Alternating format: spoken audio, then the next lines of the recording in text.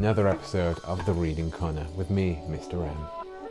Today we are going to be continuing our fantastic book, Norse Mythology by the amazing Neil Gaiman. Last time we read the chapter Mimir's Head and Odin's Eye, which was the last shorter chapter before getting into the more meatier chapters, and that's what we're going to be doing today. Now, as I said last time, these chapters are quite a few pages long, but they often come in parts, so they have sort of almost mini chapters within them. And I think what I'm going to do is I'm going to do a video for each part of these chapters. So today we will do part 1 of The Treasures of the Gods. 1. Thors wife was the beautiful Sif. She was of the Aesir. Thor loved her for herself, and for her blue eyes and her pale skin, her red lips and her smile, and he loved her long, long hair, the colour of a field of barley at the end of summer. Thor woke and stared at sleeping Sif. He scratched his beard. Then he tapped his wife with a huge hand. "What happened to you?" he asked. She opened her eyes, the colour of the summer sky.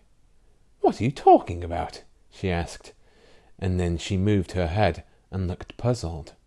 Her fingers reached up to her bare, pink scalp and touched it. Exploring it tentatively, she looked at Thor, horrified. "My hair!" was all she said. Thor nodded. "It's gone," he said. "He has left you bald." "He?" asked Sif. Thor said nothing. He strapped on his belt of power, Megingjord, which doubled his enormous strength. "Loki," he said. "Loki has done this." "Why do you say that?" said Sif, touching her bald head frantically, as if the fluttering touch of her fingers would make her hair return. "Because," said Thor, "when something goes wrong, the first thing I always think is, it is Loki's fault. It saves a lot of time." Thor found Loki's door locked, so he pushed through it, leaving it in pieces. He picked up Loki and said only, "Why?" "Why what?" Loki's face was the picture of perfect innocence. "Sif's hair. My wife's golden hair. It was so beautiful. Why did you cut it off?" 100 expressions chased each other across Loki's face. Cunning and shiftiness, truculence and confusion. Thor shook Loki hard. Loki looked down and did his best to appear ashamed. "It was funny. I was drunk." Thor's brow lowered. "Sif's hair was her glory. People will think that her head was shaved for punishment, that she did something she should not have done, did it with someone she should not have." "Well, yes, there is that," said Loki. "They will probably think that. And unfortunately, given that I took her hair from the roots, she will go through the rest of her life completely bald." "No, she won't." Thor looked up at Loki, whom he was now holding far above his head, with a face like thunder. "I'm afraid she will, but there are always hats and scarves." "She won't go through life bald," said Thor, "because, Loki, Laufey's son, if you do not put her hair back right now, I am going to break every single bone in your body, each and every one of them. And if her hair does not grow properly, I will come back and break every bone in your body again, and again. If I do it every day, I'll soon get really good at it," he carried on, sounding slightly more cheerful. "No," said Loki. "I can't put her hair back. It doesn't work like that." "Today," mused Thor, "it will probably take me about an hour to break every bone in your body, but I bet that with practice I could get it down to about 15 minutes. It will be interesting to find out." He started to break his first bone. "Dwarfs!" shrieked Loki. "Pardon?" "Dwarfs! They can make anything. They could make golden hair for Sif. Hair that would bond with her scalp and grow normally. Perfect golden hair. They could do it. I swear they could." "Then," said Thor, "you had better go and talk to them." And he dropped Loki from high above his head on the floor. Loki clambered to his feet and hurried away before Thor could break any more bones. He put on his shoes that let him travel through the sky, and he went to Svartalfheim, where the dwarfs have their workshops. The most ingenious craftsmen of them all, he decided, were the three dwarfs known as the Sons of Ivaldi. Loki went to their underground forge. "Hello, Sons of Ivaldi. I have asked around, and people here tell me that Brock and Eitri, his brother, are the greatest dwarf craftsmen there are or have ever been," said Loki. "No," said one of the Sons of Ivaldi. "It's us. We are the greatest craftsmen there are."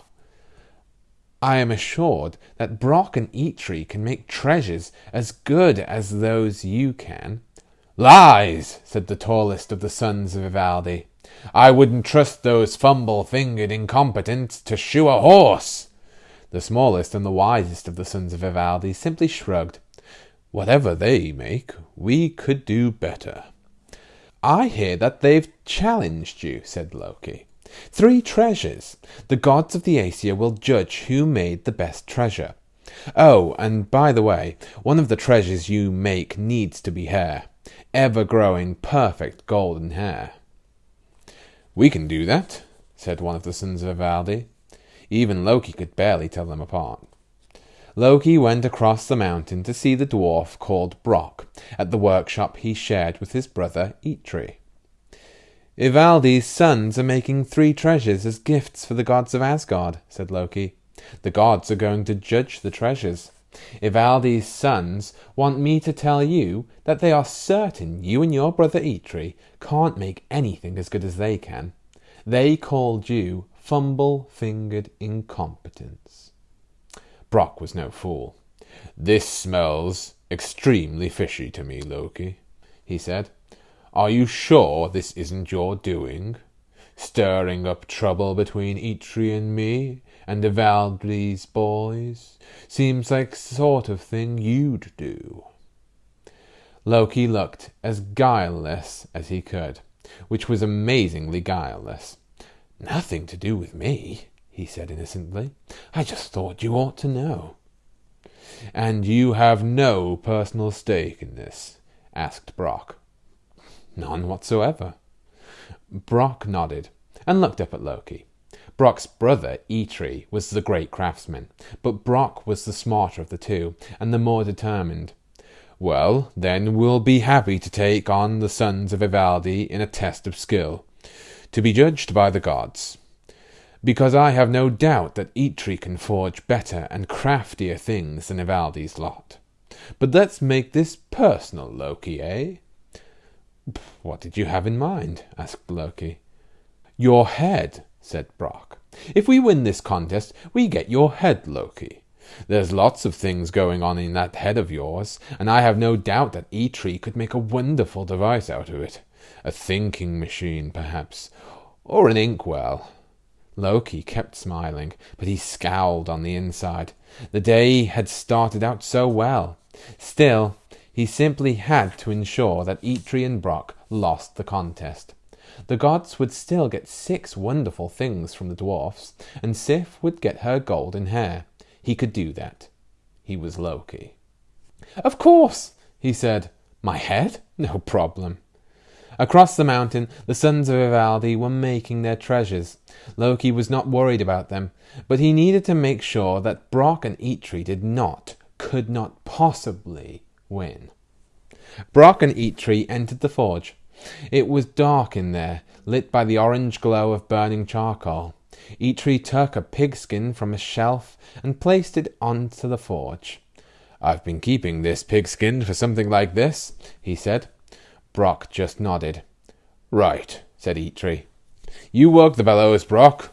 Just keep pumping them. I need this hot, and I need it constantly hot, otherwise it won't work. Pump! Pump! Brock began to pump the bellows, sending a stream of oxygen-rich air into the heart of the forge, heating everything up. He had done it many times before. Eitri watched until he was satisfied that it would all be to his liking. Eitri left to work on his creation outside the forge. As he opened the door to go in, a large black insect flew in. It was not a horsefly, and it was not a deer fly. It was bigger than either. It flew in and circled the room in a malicious way. Brock could hear the sound of Eitri's hammer outside the forge, and the sound of filing and twisting, of shaping and banging.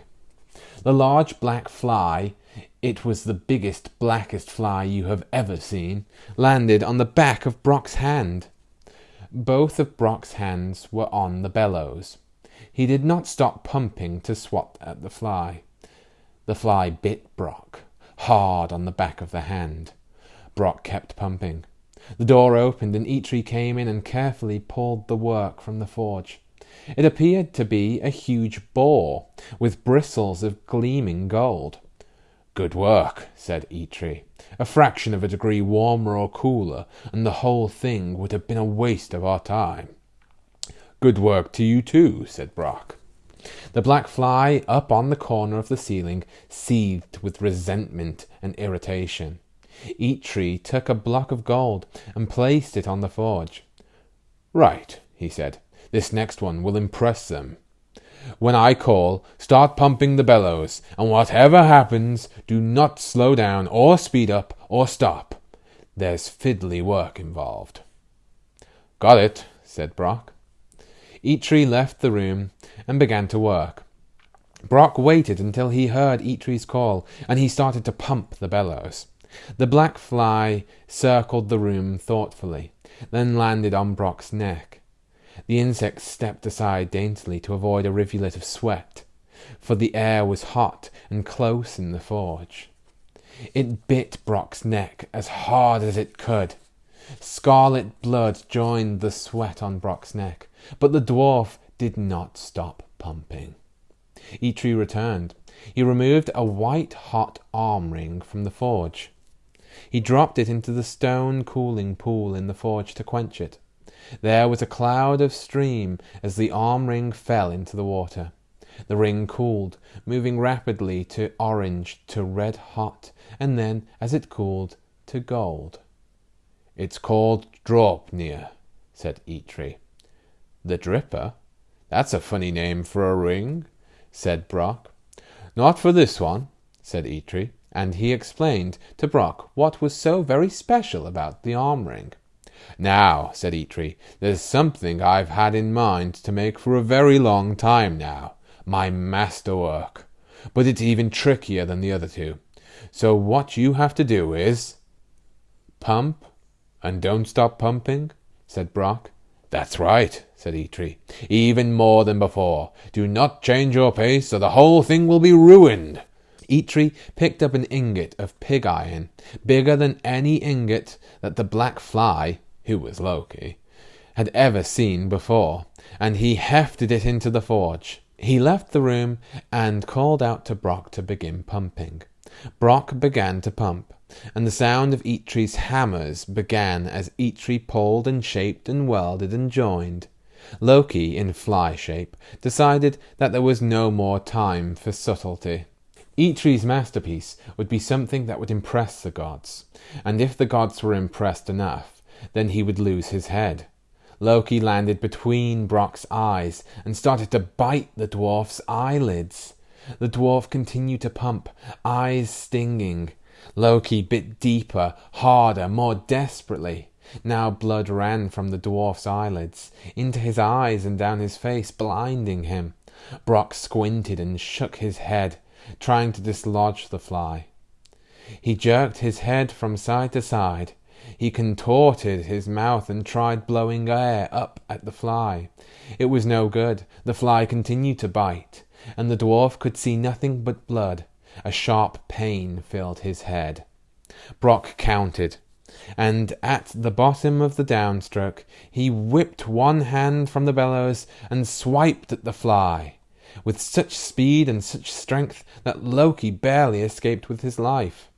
Brock grabbed the bellows once again and continued to pump. "Enough!" called Eitri.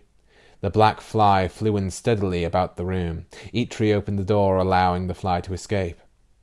Eitri looked at his brother with disappointment. Brock's face was a mess of blood and sweat. "I don't know what you were playing at this time," said Eitri, "but you came close to ruining everything.